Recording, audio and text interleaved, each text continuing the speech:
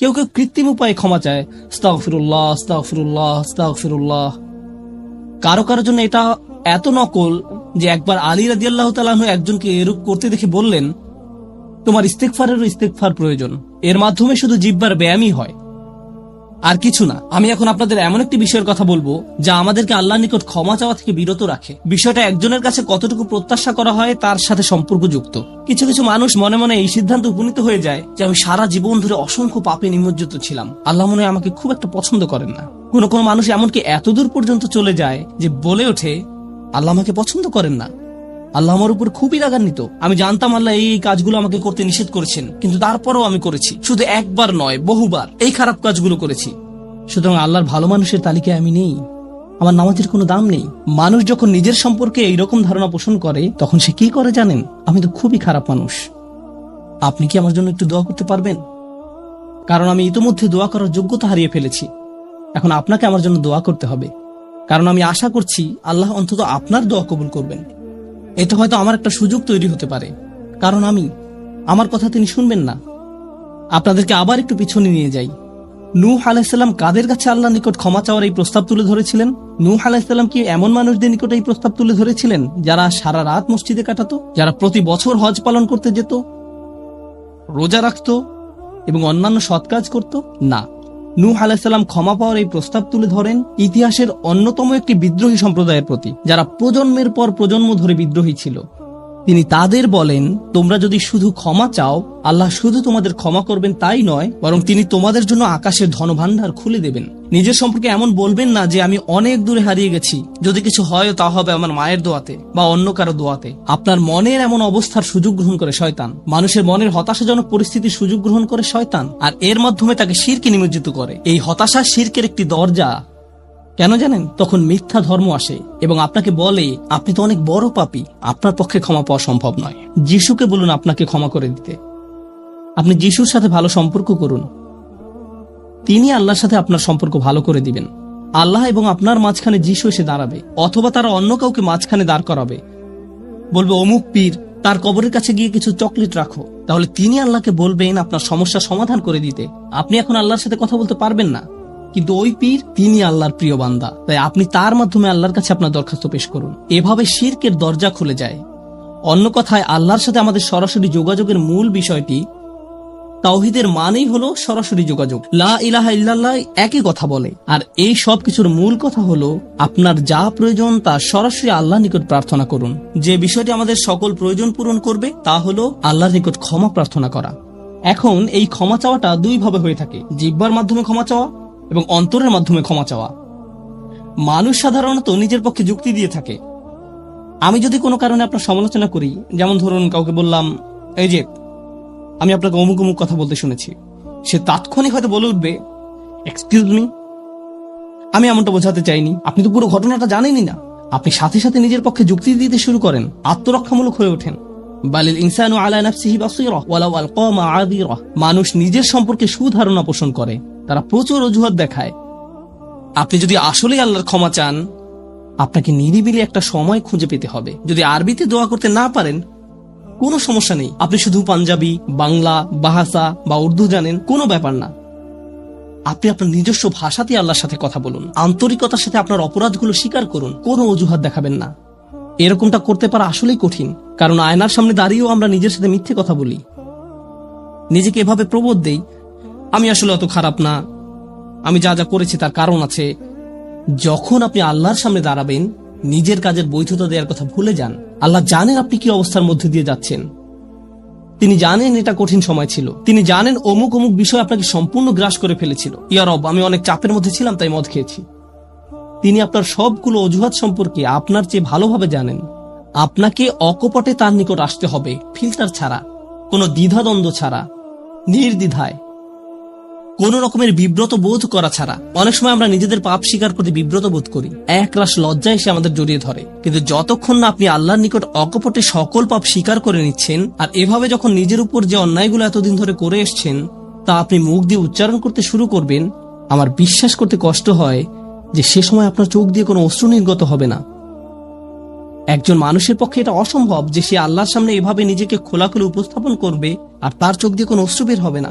কারণ এটা দুর্বলতা প্রকাশের সময়। দুনিয়ার সামনে আমরা সাধারণত নিজেকে শক্তিশালী, আত্মবিশ্বাসী এবং দিব্যি সুস্থ হিসাবে উপস্থাপন করি। সবাই আমাদের দেখে মনে করে সবকিছু ঠিক আছে, কিন্তু ভেতরে ভেতরে যে আমি বহু সমস্যায় জর্জরিত তা একমাত্র আল্লাহ জানেন। আপনাকে সকল জড়তা কেটে তার নিকট সম্পূর্ণ খোলাখুলিভাবে নিজেকে উপস্থাপন করতে হবে, আর কেবল তখনই আপনি আল্লাহর নিকট ক্ষমা চাওয়ার অবস্থানে যেতে পারবেন। তারপর সিজদায় গিয়ে কাঁদতে থাকুন। তখন এটা শুধুমাত্র আস্তাগফিরুল্লাহ আস্তাগফিরুল্লাহ বলার মতো হবে না, এটা হয়ে উঠবে আল্লাহর সাথে একটি সত্যিকারের কথোপকথন, আল্লাহর নিকট সত্যিকার অর্থে পাপ স্বীকার। এটা খুবই শক্তিশালী একটা অনুশীলন, চেষ্টা করে দেখুন। আপনাকে একটা নিরিবিলি সময় খুঁজে পেতে হবে। নিশ্চিত করুন যে কেউ আপনার কথা শুনছে না। আপনার স্ত্রী বিছানায় শুয়ে আছে, এমত অবস্থায় মাঝরাতে ঘুম থেকে উঠে এভাবে দোয়া করতে পারবেন না, ইয়া আল্লাহ আমাকে ক্ষমা করে দিন, কারণ আপনার স্ত্রী তো আপনার দোয়া শুনতে পাচ্ছে। এভাবে করাটা নিষিদ্ধ নয়, কিন্তু একা একা দোয়া করা আপনার জন্য ভালো হবে। মোট কথা, নির্জন কোনো জায়গা খুঁজে বের করুন যেখানে আপনি একান্তে আল্লাহর সাথে কথা বলতে পারবেন। যদি আপনি এক গাদা আরবি দোয়া মুখস্থ করেন যার অর্থও আপনি জানেন না, আর বিড়বিড় করে সেগুলো উচ্চারণ করতে থাকেন, সে দোয়াগুলো অবশ্যই উত্তম এবং শক্তিশালী, কিন্তু আপনার অন্তরের সাথে যদি সেগুলোর কোনো যোগাযোগ না থাকে, শুধু জিহ্বা দিয়ে উচ্চারণ করছেন, তাহলে আপনি আসলে ক্ষমা প্রার্থনা করছেন না। আল্লাহ আপনাকে এই জিকিরের পুরস্কার দান করুন, কিন্তু এর নাম আসলে ইস্তেগফার বা ক্ষমা প্রার্থনা নয়। ইস্তেগফার অন্য কিছু। যখন আপনার চক্ষু খুলে অশ্রু নির্গত হতে শুরু করে, তখন আকাশের দরজা খুলে যায়, তখনই সেটা খুলবে। এই দুইটার মাঝে একটা কানেকশন আছে। সর্বশেষ যে বিষয়টি আমি আপনাদের সাথে শেয়ার করতে চাই তা হলো আল্লাহর উপর আশা ধরে রাখা। অনেকের জন্য এই বিষয়টা মেনে নেওয়া বেশ কঠিন যে আল্লাহ তার কথা শুনবেন, আমার দোয়া তার নিকট গুরুত্বহীন, আমি দোয়া করার কোনো অর্থ দেখি না। আপনাদের একটা কথা বলে রাখি, আল্লাহর নিকট থেকে আপনি সর্বশ্রেষ্ঠ যে উপহারটি পাবেন তা কি জানেন? ক্ষমা।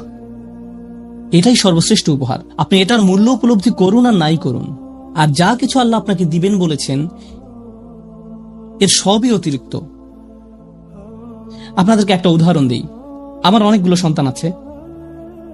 ধরুন আমার এক সন্তানের উপর আমি খুবই অসন্তুষ্ট। সে কোনো একটা অন্যায় করেছে, আমি খুবই রাগান্বিত হয়ে আছি। আমার বিশ্বাস করতে কষ্ট হয় যে তুমি এটা করেছো। এভাবে আমি তাকে কিছুটা বকাঝকা করলাম, তোমার এটা বলা উচিত হয়নি, তোমার এটা করা উচিত হয়নি। তার পরের দিন অন্য এক সময় আমার জন্য তার কিছু একটা করার কথা, যেমন আমার জন্য একটা কার্ড বানানোর কথা, যাতে লেখা থাকবে বাবা আমি তোমাকে ভালোবাসি। সে জিনিসটা আঁকলো, কিন্তু তারপর কি মনে করে কাগজটা টুকরা টুকরা করে ময়লার বক্সে ফেলে দিল। এটা দেখে তার অন্য ভাই বলল, তুমি এটা ফেলে দিলে কেন? জবাবে সে বলল, বাবা আমার উপর খুবই রাগান্বিত, তিনি এটার প্রতি কোনো গুরুত্ব দিবেন বলে মনে হয় না। আমি যদি জানতাম যে সে বিষয়টাকে এভাবে দেখছে, তাহলে আমি কি করতাম? আমি কি এভাবে বলতাম যে হ্যাঁ ফেলে দাও? না, বরং আমি আবেগে কেঁদে ফেলতাম। কিভাবে তুমি ভাবতে পারলে যে আমি তোমাকে আর ভালোবাসি না? হ্যাঁ তুমি অন্যায় করেছো, তুমি ভুল করেছো, কিন্তু তুমি এখনো আমার সন্তান। তুমি 1000 বার ভুল করলেও আমি তোমাকে ভালোবাসবো। আমাকে ওই কার্ডটি দাও, আমি সেটা ফ্রেমে বাঁধিয়ে রাখবো, ময়লার বাক্স থেকে নিয়ে গ্লাসে আটকিয়ে রাখবো, সারা জীবন ধরে যত্ন করে রাখবো। কেন? কারণ আমি আমার সন্তানদের ভালোবাসি, তারা যতই ভুল করুক না কেন, এমনকি যদি তাদের আচরণ আমাকে রাগান্বিতও করে। এটা শুধু আমি এবং আমার সন্তানদের সম্পর্ক।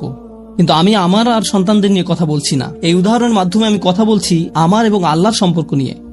আমি ভুল করি, আল্লাহ এমনকি আমাকে বকাঝকাও করেন না। আমি ভুল করার কারণে তিনি আমার উপর বজ্রপাত করেননি, তিনি আমাকে জাহান্নামে নিক্ষেপ করেননি, তিনি আমার হার্টবিট বন্ধ করে দেননি। যখনই আমি মিথ্যে বলি, আমি বোবা হয়ে যাই না। প্রতিবার হারাম কিছু খেয়ে ফেলার কারণে আমার হাত অবশ হয়ে যায় না। হারাম কিছুর দিকে তাকানোর কারণে আমি অন্ধ হয়ে যাইনি। তিনি এখনো দিয়েই যাচ্ছেন। আর আমি কিনা চিন্তা করতে শুরু করলাম যে আল্লাহ আমাকে আর ভালোবাসেন না। আল্লাহর সাথে আমার সম্পর্ক একসময় ভালো ছিল, কিন্তু এখন যেহেতু আমি খারাপ হয়ে গিয়েছি, তাই ভালোবাসাও এখন হারিয়ে গেছে। তাহলে দোয়া করার কি অর্থ আছে? মনে রাখুন, আল্লাহর মতো কেউ আপনাকে ভালোবাসে না। আমি আমার সন্তান বা পিতামাতার প্রতি যে ভালোবাসা প্রদর্শন করি, তা আল্লাহ তাআলা আমার ভেতরে দিয়েছেন। আমরা এমনি এমনি কাউকে ভালোবাসতে সক্ষম নই। ভালোবাসা আল্লাহর পক্ষ থেকে একটি উপহার। যদি আল্লাহর দুইটি সৃষ্টির মাঝে ভালোবাসা এত দৃঢ় হয়, আমাদের পক্ষে কল্পনাও করা সম্ভব নয় যে আমাদের জন্য আল্লাহর ভালোবাসা কত প্রগাঢ়, যে আমাদের জন্য আল্লাহর ভালোবাসা কত গভীর। কেউ এর বিপরীত বললে তার কথায় কান দিবেন না। একমাত্র যে মনে করে আল্লাহ তাকে ঘৃণা করে, তার কোনো আর আশা নেই, সে হলো শয়তান। সে তা বিশ্বাস করে। তার ক্ষমা চাওয়ার কোনো কারণ নেই, কারণ তার সকল আশা হারিয়ে গেছে। আর সে নিজের সম্পর্কে এটা মেনে নিয়েছে। এখন আপনি যদি নিজের সম্পর্কে এরকম মনে করেন, তাহলে কার পথ আপনি অনুসরণ করছেন? একবার চিন্তা করে দেখুন, যদি আদম আলাইহিস সালাম জান্নাতে থাকা অবস্থায়, আর জান্নাতের চেয়ে উত্তম কোনো জায়গা তো আর আপনার পক্ষে থাকা সম্ভব নয়, তারপর তিনি একটি ভুল করলেন আর আল্লাহ আযজা ওয়া জাল্লা তাকে দুনিয়াতে পাঠিয়ে দিলেন। এখন আদম আলাইহিস সালাম যদি এরকম চিন্তা করতেন, আমার এত বড় একটা ডিমোশন হয়ে গেল, আমি কিভাবে আল্লাহর সাথে আবার কথা বলবো, আমি তাকে এত হতাশ করার পর কিভাবে কথা বলবো? কিন্তু আল্লাহ তাকে শিখিয়ে দিলেন কি করতে হবে, কিভাবে তার অন্তর আবার ঠিক করতে হবে। রব্বানা যালামনা আনফুসানা ওয়া ইল্লাম তাগফির লানা ওয়া তারহামনা লানাকুনান্না মিনাল খাসিরিন। জান্নাতের তুলনায় দুনিয়া তো কিছুই না। তিনি জান্নাত থেকে দুনিয়ায় এলেন, এত দূর নেমে আসা সত্ত্বেও এখনো তিনি আল্লাহর নিকটেই আছেন। এই শব্দগুলোই আল্লাহর সাথে তার সম্পর্ক আবার জুড়ে দিল। দোয়ার উপর আস্থা হারাবেন না। এত দূর নেমে আসা সত্ত্বেও এখনো তিনি আল্লাহর নিকটেই আছেন। আন্তরিকভাবে আল্লাহর কাছে কিভাবে দোয়া করবেন তার প্রস্তুতি এখনই শুরু করুন। মনে রাখুন, আল্লাহ আপনাদের সবার দোয়া শুনবেন। উজিবু দাওয়াতাদ দাঈ ইযা দাআন, এই ঘোষণাটি রমজান মাসের। আমি আহ্বানকারীটাকে সাড়া দেই যখন সে আমাকে ডাকে। এটা আল্লাহর অঙ্গীকার। আর আমি আপনি 1 নম্বর যে দোয়াটি করব তা হলো ক্ষমা চাওয়ার দোয়া। আল্লাহ আমাদেরকে এমন মানুষে পরিণত করুন যারা সত্যিকার অর্থে ক্ষমা চায়। আল্লাহ আমাদের অন্তরে তার নিকট ক্ষমা প্রার্থনা করার তীব্র ব্যাকুলতা তৈরি করে দিন। আল্লাহ আমাদের অন্তরকে এমন নরম করে দিন যেন আমাদের চোখ দিয়ে অশ্রু নেমে আসে। আমরা যারা তার নিকট ক্ষমা প্রার্থনা করি, আমাদের সবার জন্য আল্লাহ আযজা ওয়া জাল্লা তার রিজিকের দরজা খুলে দিন। সর্বশেষ একটা বিষয় মনে করিয়ে দিতে চাই যে আল্লাহ আযজা ওয়া জাল্লা অনেক পথভ্রষ্ট জাতিকে ধ্বংস করা থেকে বিরত থাকেন। কেন জানেন? কারণ সেখানে এমন মানুষ রয়েছে যারা আল্লাহ নিকট ক্ষমা চায়। শুধু তাদের মাঝে এমন কিছু মানুষ রয়েছে যারা এখনো আল্লাহ নিকট ক্ষমা প্রার্থনা করে। তাদের কারণেই আল্লাহ গোটা জাতিকে আর ধ্বংস করেন না। ইস্তিগফার করা মানুষে পরিণত হন। আল্লাহ আমাদের সবাইকে রক্ষা করুন। বারাকাল্লাহু লি ওয়া লাকুম। আসসালামু আলাইকুম ওয়া রাহমাতুল্লাহি ওয়া বারাকাতুহু।